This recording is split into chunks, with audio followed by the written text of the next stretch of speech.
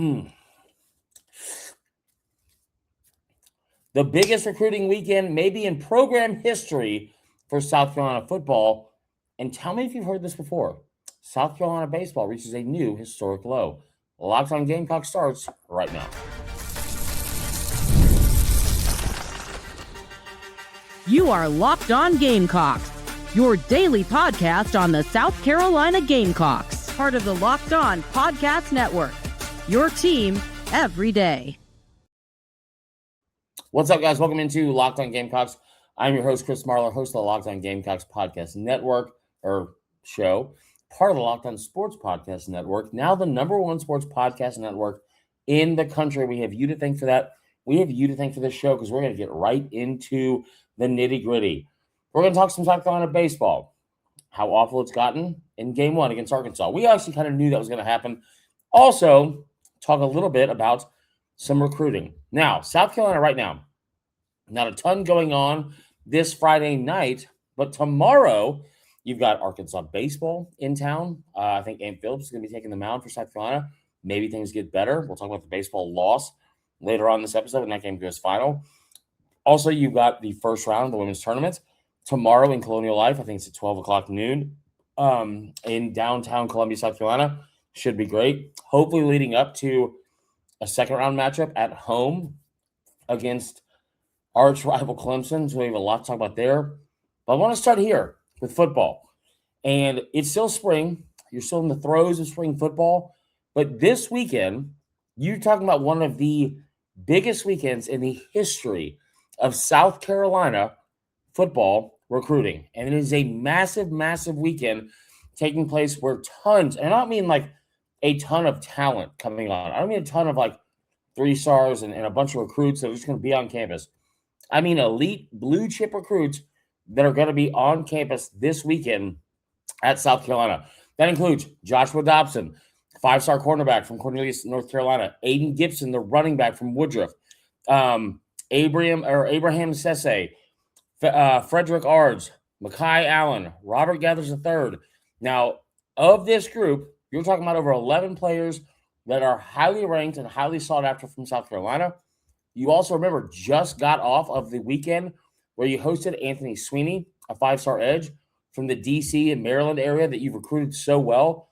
Same area where you were able to get several recruits like Nick Harbor, also Dylan Stewart. The reason why this is a big deal is it's not just that you're having a big weekend for recruiting, right? I love how South Carolina has spaced out this spring. They have spaced out the spring in a way where it's like, okay, listen, we're not going to rush through all of our practices. Missouri's already done. Like they've already done their it's March 20th as I'm recording this. They have done 15 practices. They are done. LSU doesn't start until Monday. South Carolina's, I think, in practice 5. Alabama's in practice like 3 or 4. Most teams have not got into the real nitty-gritty of their actual spring practices. The way that South Carolina has paced themselves and spaced out this calendar has been great. And it opens the door to having guys on campus for big weekends like this, right? Keeping momentum going. One of the things Steve Wiltfong said from On3, I think he's from Rivals specifically, but also the On3 family. He tweeted this earlier today. He said, South Carolina is hosting a loaded recruiting weekend with multiple 5-stars and top targets visiting Columbia. The Gamecocks are well positioned for several key prospects in what could be a, quote, program-changing 48 hours. Then he puts an anonymous quote that says, I love it over there. Now, here's the thing. Anytime you're able to get this many coveted players on campus at once, it does 2 things. It builds a ton of momentum for the program, and you have them in the middle of spring practice. You're going to have them around guys like Dylan Stewart, guys like Lenore Sellers, guys like Nick Harbor. Guys are also doing a great job of being able to be like fun to be around. They're not like, I mean, Lenore's isn't like necessarily out there all the time, but you're not talking about a bunch of introverts that aren't going to be great. Like they are going to host some recruits that are going to be very excited to be around some of the best playmakers and best college football players in the country around these 4 walls and around this campus, right? That's big. What it also does is you create an environment, and we've seen this in the past. It's also something that the Shane Beaver's done a great job of every June, but it's something that you've done in the past where like you've seen like across the country where it's like, if you bring in enough of these 5 stars, enough of these 4 stars, enough of these blue chip recruits around campus and all together at the same time, what you're also doing is saying, man, that guy, that's so-and-so. Like, he's ranked 27th in the country. There's that guy. He's like a top 100 player. There's that guy. Oh my God, that's one of the top players in 2028 class. Like, man, it'd be so sick if we all played together. And that kind of conversation starts happening, and this like collective mindset, it doesn't always happen. And there's a long time until signing day. I'm not saying you're going to land all these guys at all, right? What I am saying is when you get that many of those types of players on campus, great players want to play with great players. Elite people want to be around elite people. Productive people want to be around productive people. The same goes for recruiting. And when you're talking about a group of guys like Aiden Gibson, right? Jaden Kelly Murray, Abraham Cisse, number 5 edge rusher in the upcoming class, Nate Carson, the kid out of Irmo, 4-star recruit. That's not necessarily the top player. And also, you just saw a year where you had 8 or 9 guys go in the portal from the offensive line alone. That doesn't mean that you're going to turn things around the offensive line, but it does mean that you are keeping a fence around the state, a fence around the greater Columbia area to some of the best high school athletes and the best high school programs, keeping them at home, not even just from going away from home, right? There's still a lot of time left with Jaden Bryant, kid committed from Irmo to LSU. But keeping up a fence around that state, venturing into North Carolina, talking about a guy like, Joshua Dobson, who his quote on Torian Gray, right up the road, T. Gray is one of the best in the game right now. What continues to excite me is that Beamer's doing big things in Carolina. He continues to show that they can compete with the best.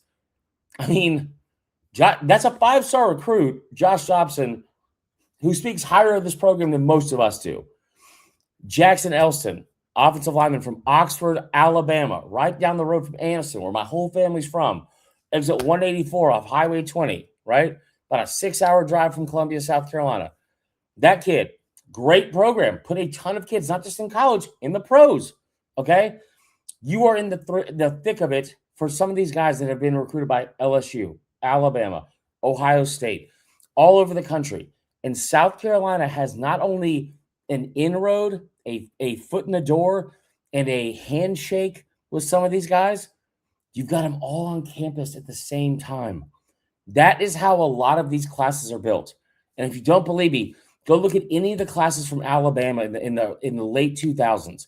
Go look at any of the classes from Florida under Urban Meyer, and even in the 2010s with Urban Meyer. Like, go look at Georgia with Kirby Smart. These guys get on campus together. They come to a junior day. They come in June, whatever it may be. And they say, man, it'd be awesome to play with that guy. It'd be awesome to play with that guy. It would be awesome to land one of these guys. But South Carolina has firmly put their foot in the door to land several of these players. This could be a program-defining and a program-changing 48 hours on campus. And those are the words from somebody that knows a lot more about it than me. Steve Wiltfong, Fongbomb, the guy from Rivals and On 3. This could be a massive, massive weekend. Oh, okay. Wiltfong follows me on Twitter. I didn't know that. That's cool. So here's the deal. Would be awesome to land as many of these as possible. What's also really, really impressive about this is it's not even just 27 guys. It's not even just the Aiden Gibson type situations.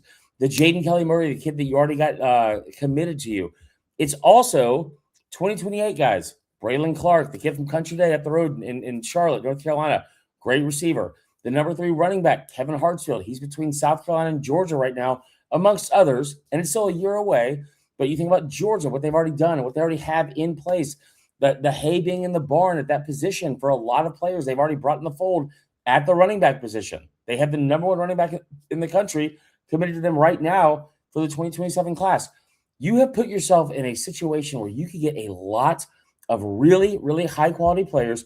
And what excites me the most is it's not just the dudes from South Carolina. You've got all of them coming in. You have dudes from North Carolina. You got dudes from up in Don Bosco Prep in Jersey, and that whole area, the DMC area where you have recruited really, really well in the past.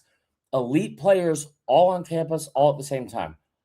If they don't land a single one of them, which I don't think will happen, what you're still telling people is even after a 4-8 season, you are still here.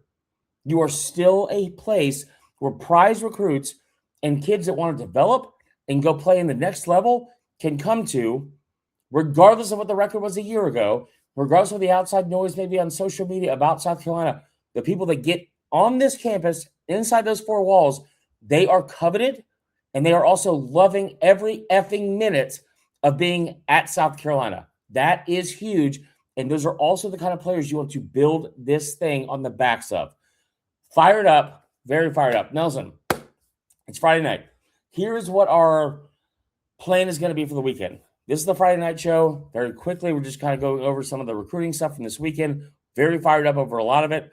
The Nate Carson thing, by the way, I downplayed it. The kid from Irmo. You had an in-home visit with him in the last 2 months at his house. I really, really, really love the idea of landing a guy like that. I think that the pessimist in me looks at somebody like this and says, well, at that kind of position, is he going to play right away? Going in 2027, maybe, because you don't know what's going to come and go in like that time period, especially at that position. Like, that's one of the most highly transferable positions in the country. Like, in the entire sport, offensive linemen tend to transfer out like more than almost any other position, because it takes a minute to develop and get going and figure out how to get physically as strong as some of the guys you're going up against, all that kind of stuff. The pessimist in me looks at this and says, well, you don't know who's going to be there in a couple of years. And there's a lot of reason for that, because you just saw this past season a year where you had 8 or 9 guys leave your program on the offensive line alone. You also brought in that similar amount from the portal. Could happen. I don't know, right? I also think it's incredibly important to have players from programs like Irmo down the road that stay in your back pocket, that stay home. The welcome home sign we talk about, all those kids, staying home is just as important as the welcome home part. And I've said this over and over again. The 2027, the 2026, but the 2026 and 2027 classes combined, but especially this 2027 class, not just in South Carolina, but in the Carolinas combined, this is one of the 2 most important classes, I think, in the history of the state. Like, I'm not saying that you're going to get Lattimore, Gilmore, Clowney in these type of classes. I'm also not saying you're not going to get program-changing players back to back to back if you can land all of them, and program-defining and coaching tenure-defining players all at once, because this is one of the biggest influxes of talent that we have seen in this state and the neighboring state above us in quite some time. Now, that's all for recruiting. We're going to take a brief little break. I'm going to spit out some of these sunflower seeds because I shouldn't have had them in the first place. Or maybe I'll put more in. I don't know, because we're going to talk some baseball, and I'm just as mad all over again. The football stuff we have going on campus is awesome. Tomorrow, South Carolina will continue on, in my opinion. It would be shocking if they lost in round 1 of the NCAA women's tournaments, and hopefully get to round 2 and keep that going. But baseball continues to be worse than ever. We'll talk about that in 1 second. All right, I've gathered myself. Baseball. Let's talk about it. It's not a surprise because we knew it was happening. We knew it was going to happen. You bring in Arkansas, top 5 team, just beat a top 5 team a week ago at home, opening weekend of SEC baseball. They played Mississippi State, beat them 2-1 in the series. A beatable team, by the way. Arkansas State beat them. They lost another midweek game, I think, to Stetson. They split the series against Stetson earlier this year. It's a beatable team. We knew it was going to happen. I mean, we knew what was going to happen before they ever landed at Columbia, whatever the airport name is. All 12 people working at that airport, gathering in the Arkansas baseball team. We knew it was going to happen. Great airport, by the way. Great airport. Flying out of CLA is awesome because it's like you can make it. I'm from Atlanta, and so going to Atlanta, if you've seen the videos, going from Atlanta to the actual gate, like walking in the doors to the gate, it could be a 1 to 4 hour process. Walking into CLA, you get through the doors and you're at your gate in like 7 minutes. It's awesome. Anyway, side note, probably more enjoyable to talk about that than about anything that happened on the diamond tonight. Arkansas wins 22-6. 22-6. It was 17-0 after the fourth inning, which, happens. Like, give up 2 touchdowns early and a field goal. Maybe a punt was blocked. Maybe through an interception deep in your own territory. And, you allowed someone some great field position. I don't know. 17-0 in baseball. Friday night, a week ago on Friday night, you went toe-to-toe with Florida and allowed 2 hits, went to the 10th inning and lost 1-0. This Friday night, you gave up more runs in 4 innings than you gave up the entire weekend the week before. And I thought that was a bad stat. And I jokingly said on Twitter, I put the Bernie Sanders meme up where he's like, I am once again asking for, and I was like, I am once again asking to fist fight Paul Maneri until he's fired, which is aggressive and wrong. I know that. But it's Friday night. We've had some beers and we're just, we're having some fun because that's all you can try to do at this point in his tenure of baseball because it's so awful. Everything he does is awful. Oh, this is the tweet that sent me over the edge. Our buddy Jamie Bradford, I think, is also at Inside the Gamecocks. I continue to shout them out, and I will continue to do so because anybody that does great work deserves to get shouted out in general, and I hope you consume all of their content just as much as you consume ours or more. I don't care. They do a great job. Jamie Bradford said, South Carolina baseball has only allowed 20-plus runs in SEC games 3 times in 33 years. 3 times in 33 years. 1992 to 2024 happened 3 times in SEC games. That's it. It's happened 3 times in 14 SEC games that they have played over the last 14 games. That's impossible to do. Get his ass out of Columbia as quickly as possible. Let him drift into the wind like the pollen blown off the trees. Get the out of Columbia. It's a joke, man. It's a joke. I'm sitting here watching the game outside on our patio. Like this beautiful night. Me and Allie sitting here having some margaritas, having some beers, having some crawfish, watching South Carolina baseball side by side with her Auburn Tigers, and she's just watching our game way more than her game. Out of good luck, but still. And she's going, what the hell happened? What the hell happened? And I said, I don't have an answer for that. This used to be not just a premier, the premier program in the country. And you're down 22-6 to an Arkansas team that is way more elevated than you can even hope to be at all. Never won a national championship. Something you've done. Something you got plastered all over the damn walls in the outfield. Cannot imagine being this far removed from that. I'll leave you actually, I'll bring up this tomorrow.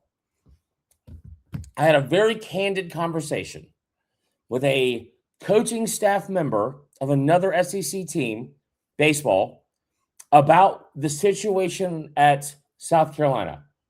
And I expected this guy, he has worked at this place for 6 or 7 years. On-field staff, great dude, loved to death, great program. Very familiar with South Carolina. And I asked him, the SEC program, right? Staff member, SEC program. I said, I need an anonymous quote. Like, I need you to just tell me what the perception is of this program right now.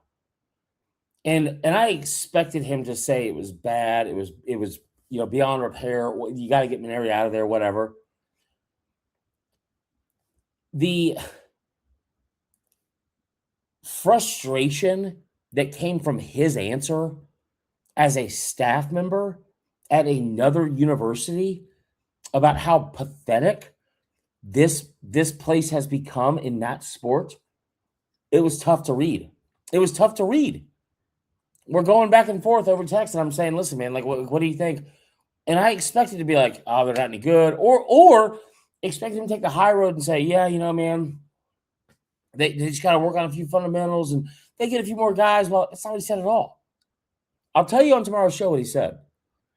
But what he said was so far removed and so far away from casual, nonchalant, or even like sympathetic of the situation. It was, what are y'all doing? Like, who allowed this to happen?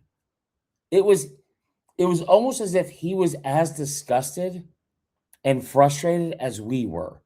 And that's the coach and a staff member from another effing team in this conference. Crazy. That is all for tonight's episode. I love you guys. I hope you have a great rest of your Friday night. Great start to the weekend. We got a great weekend ahead of us. We got March Madness going on.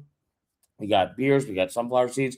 We got women's basketball tomorrow from Colonial Life. We got 2 more days of the first weekend of March Madness. And we have some baseball as well. We'll see if Ant Phillips can turn things around. In the meantime, be safe, be good to each other. Love y'all. Go Cox.